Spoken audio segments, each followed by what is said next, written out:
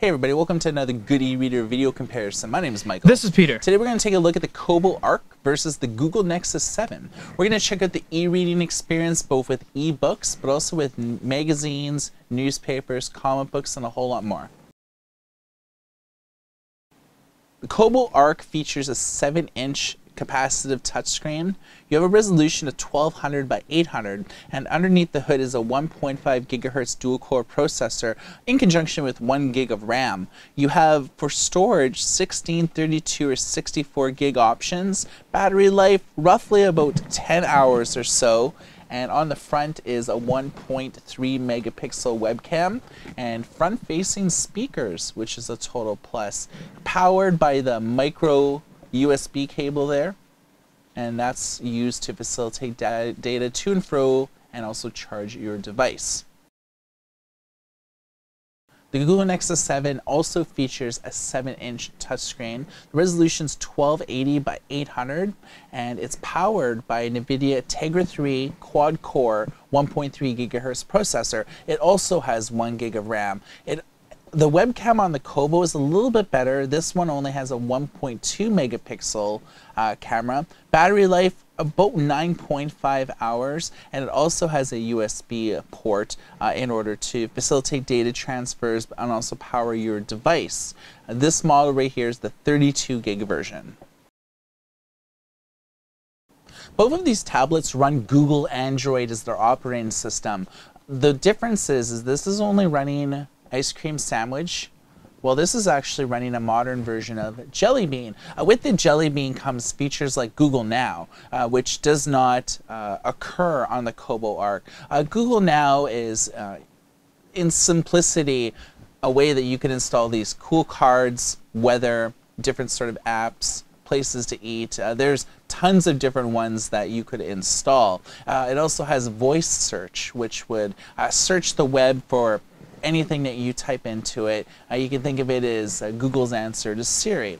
With the Kobo Arc, you don't really have a lot of those features, but you do notice that this is a non-vanilla Android experience. So you have basically tapestries, and this is the big hyping factor behind the Kobo Arc, is that you can think of them as very unique folders, but you can see that these are books recommended to you. You can choose to click on them if you want, and you're redirected to the Kobo store. You notice that there's some reading life type of things here. So just looking at the basic of the OS, the Kobo Arc is designed to be an exclusive e-reader, whereas the Google Nexus 7 is mainly an all-purpose type of tablet. With tapestries, you notice that various things are occurring at the forefront. This is mainly because these are apps that we've recently clicked on. So apps that you have clicked on recently appear in the foreground, and apps that you have not clicked on recently appear in the background. If you click here, social, you notice that you have some widgets here with your Facebook, Twitter, different things. You can install things and just put them inside of here, and then they're in your tapestries. Okay, on the Kobo Arc, you can see here that we have the default Kobo app. On the Google Nexus 7, we're actually running Google Books. Okay, so with the Kobo Arc, you can see here that this is the dedicated app. Most of the Kobo e-reading experience is more or less the same across all of the different apps. You have a few different fonts, but you can load your own in. You aren't relegated to these, which is kind of cool. You have your page layout, whether you want like single or dual pane. We are reading in portrait mode. You can also change the brightness, a little bit of delay. You can use Kobo styling if you want. You also have options here: show pulse, comments, share activities in the timeline.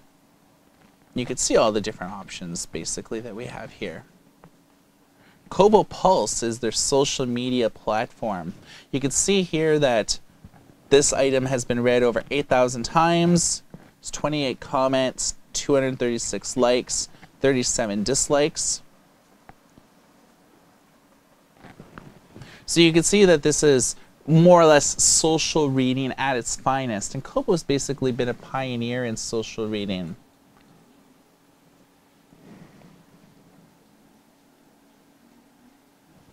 log in with Facebook to keep track and make quick comments and all that. So you can see comments that people have wrote here. Oh, look, there's one of ours. Yeah. 1 year ago. Yeah. What do we have here with Google Books? Google Books, click on the middle.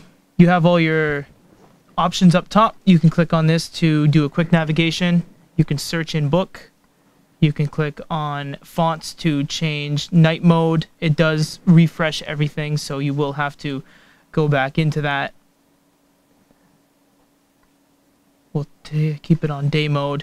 You have very nice page turn animations, much like Apple, except instead of actually pinching the page and moving it, you're actually sliding it.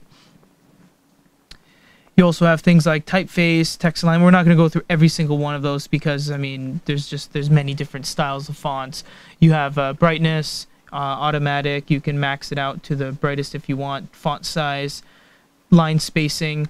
You also have read aloud.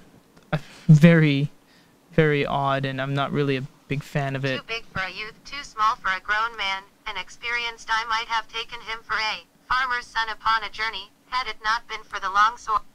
Let's just stop that.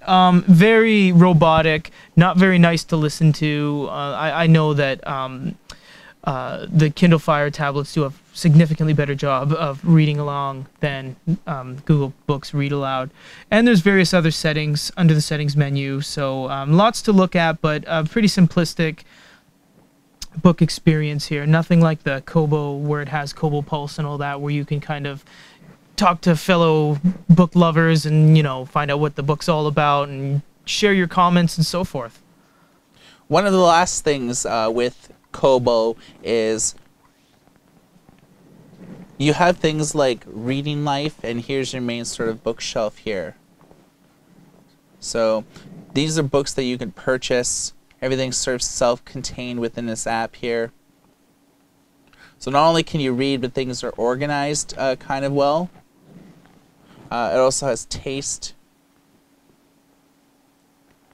Basically, it could establish the types of books and genres that you like and don't like. So Kobo could serve you more personalized results, which I think is cool. Not a lot of other companies give you the option to do this. More or less, they look at the books that you've looked at online or purchased and recommend similar books. This helps with like discovery of new authors and things like that, which I find is like often like very unique, and it's kind of like one of those features that I'm kind of really into in terms of discovering new content, because when you're reading books, sometimes you're not all about reading the same authors all the time. You're more or less into discovering like new authors and things like that. So you can really see that Kobo goes more than the extra mile to make this tablet an e-reader first and foremost. I mean, they have countless services that they offer you catered towards readers, whereas this is a Android tablet, just a bare bones, and you can do with it as you see fit from there. But Kobo really takes it into their own to make it an e-reader. Okay, so we have the same issue of G.I. Joe here loaded up on Comixology. And as you can see, they're both pretty fluid. There's really no definitive, you know, one's lagging, the other's not. It's the same sort of experience.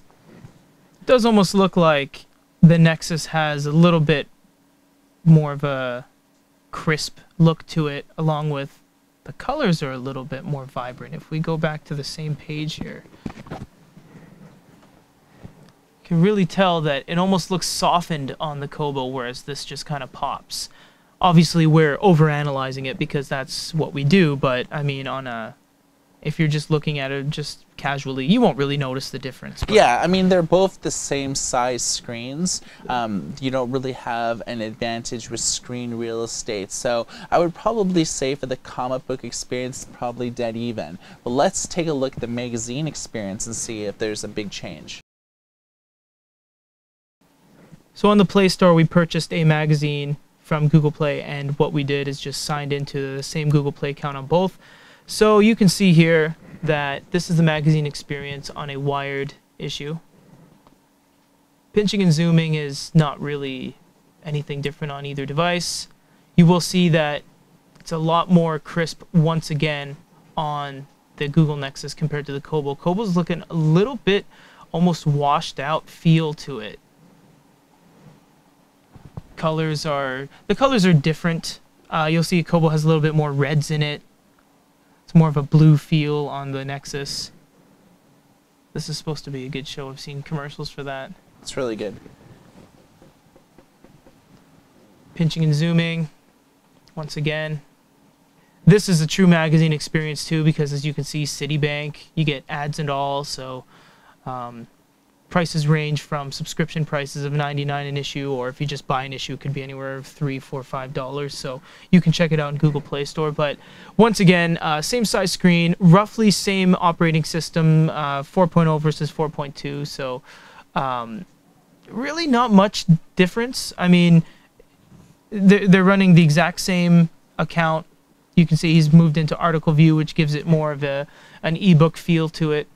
Which I think when you look at this, it's harder to read unless you're pinching and zooming. Yeah. It's almost like you have to go into article view in order just to maintain that ebook experience.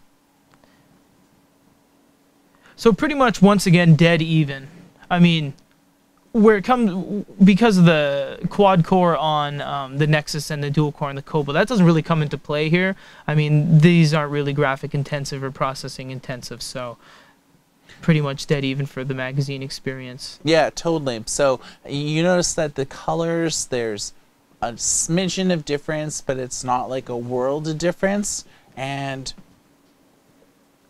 the last thing I kind of want to do is just this, because this has taken a while. I want to see if the processor helps change the text bigger, because it's changing the text not only in this article, but in the entire magazine. So they're both struggling to sort of do this. And this is a valid test because, you know, people don't unilaterally have the same type of eyesight. Right. So, you know, you may want to make the text smaller and bigger. So know that if you're doing this with the Google version of the magazines here, with like Play magazines, and you increase the size, it's going to struggle no matter if you have like a dual core or if you have like a quad core processor. And we do have full Wi-Fi reception on both, so it's not the factor of the internet not being there.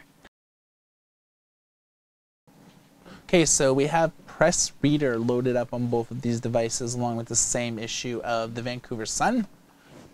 What do you think? It's true newspaper experience. Once again, you get ads and all. There's car ads here. I mean, just looking at it from here, it looks like the greens are greener and the blues are bluer here, but on the Kobo, it looks a little bit, I wouldn't say worse, it just looks a little bit different. Just the way it presents the colors are a little bit different. Yeah, I mean, the Nexus 7, to be fair, has just a little bit of resolution. Yeah. But not by much, but in some cases it does make a difference, especially when you get to more graphics intensive type of things. You notice when we're churning pages of these, they're both fluid, despite the fact one has a dual and one has a quad core. Doesn't really come into play when you're looking at graphic intensive, you know, basically newspapers, and each one of these is like, you know, about over 100 megs, so they're not small like an ebook. When you click on the blue here, you can actually go into what's known as like article mode. This will give you sort of the ebook experience. Of course, you can change like the size of the fonts if you wanted to. Being both Android, the features are very similar when it comes to like a third-party app like Press Reader. Of course, Google does not sell newspapers, so we have to go with a third party. It's luckily that Press Reader is pretty well the largest company that purveys in magazines. And you can see here, this is the full newspaper view, and it's pretty much unreadable. And this is the article view, so you'll have to zoom in, find that sweet spot, and then you'll be able to read it, or just go into article view. Yeah, this is much more effective, and this is kind of what I'd recommend to be able to, you know, sort of go into it. You could also translate and listen with the same sort of robotic voice as we've heard before. As fellow bad guys, we've all felt what you're feeling. I'm Zangief, I'm bad guy. Ralph, you are bad guy. But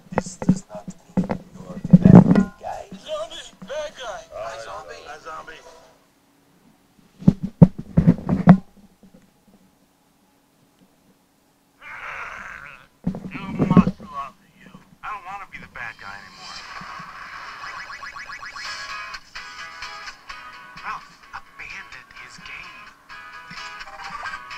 Where's the wrecking guy? Welcome to Game Central Station. Trains for all game destinations now boarding. Everything changes now. Where's Ralph? Stand by, my Cuberdese is a little rusty. Ralph's gone to hero's duty? Get out of this game, buddy! I got a brand new spirit speaking in this song. Ralph, you're game jumping?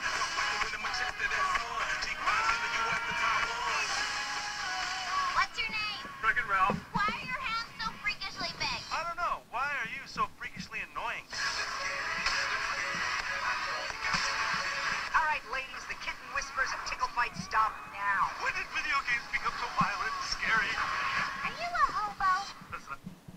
Okay, so I think with the sound quality, the Kobo Arc did a bit better job, mainly attributed to the front-facing speakers, whereas videos obviously are the one thing that you would want to use these tablets for in landscape mode. The ebook reading experience, whether you're looking at books, magazines, newspapers, comics, always look better in portrait mode, but with movies you want to get that sort of aspect ratio, and I would say that in that mode the SRS True Media enhancements really stand out with the Kobo Arc. When you turn the video up to the max with the audio, better experience.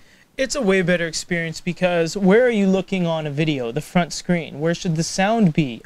Coming right at you. Whereas on this, you're looking at the screen, but the sound is on the complete other side, shooting downwards, especially on the Nexus, because as you can see, it's flat on the back. It's not quite on this thumbnail here, so it's almost just getting muffled out when it's on this flat table we have. So I do agree with Kobo's idea to put them on the front. I always like to see front-facing speakers. All right, so we've basically looked at these two tablets. We're not going to look at games. We're not going to look at audio because we've seen audio here. There's plenty of reviews showing off things that don't have anything to do with the ebook reading experience. And when it comes down to it, when you're buying either of these two devices exclusively to read ebooks, they both give you the Android ecosystem. Although the Nexus has Jelly Bean, which is more current, so it has a little bit more features. I think Kobo does a better job at pretty well giving you the Kobo experience, and Kobo's in more international markets than Google is, so Google Magazines, Google Books isn't available in a lot of markets, whereas Kobo is. So they're a company that's easier to do business with if you're looking to download both free and paid content. If you're going to buy either of these devices as a dedicated e-reader, I'd probably go with the Kobo Arc, merely because if you don't want to do business with Kobo, you could simply do business with Amazon, Barnes & Noble, Sony, any other company that you want. Also, Android allows you to sideload in your own apps. So it's very easy that if you don't want to do business with Google, you could do business with Comixology or Press Reader, Zinio, 1,000 other apps. Yeah, I mean, these two, we've put these guys through the paces, and honestly, on a lot of notes, they're pretty much on the same level. I mean, at some points you see that the Kobo lacks in popping colors and screen resolution, but at the same point it has significantly better sound and is more suited to be an actual e-reader, which it is built at. You see that this does have a quad-core processor, and although, I mean, everything we've opened is still running completely smooth, and sure, it might be a little bit better for games, but we are a good e-reader first and foremost, and e-reader / e-reading tablets are what we look for, and Kobo has done a tremendous job at doing that. Yeah, considering that the Kobo's first tablet, the Kobo Vox, was woeful. Yeah. No bones about it, but it was a deplorable tablet even when it first came out, and Android and tablet specs really weren't that high. I'm very pleased with the Kobo Arc. I think it was a second coming. It was exactly what the company needed to make a relevant tablet in today's tablet space. Despite the fact this has dual and that has quad, when it comes to the pure e-reader reading experience, watching videos, page turning, and all the different medias that we looked at, they both went head-to-head fairly well. There wasn't a clear-cut definitive winner. It all depends. For the Kobo, it's a bit of a skinned experience with tapestries and things. You can't really uninstall them, but if you're looking for a true vanilla Android experience, you may want to go with the Nexus because it allows you a little bit more flexibility, but not by really much. So we've looked at the Kobo Arc and the Google Nexus 7 today. Please leave a comment. Let us know what your thoughts are regarding these two tablets. If you like one better than the other, let us know, and let us tell us the reasons why. And for Good eReader, my name is Michael. And this is Peter. Everybody take care.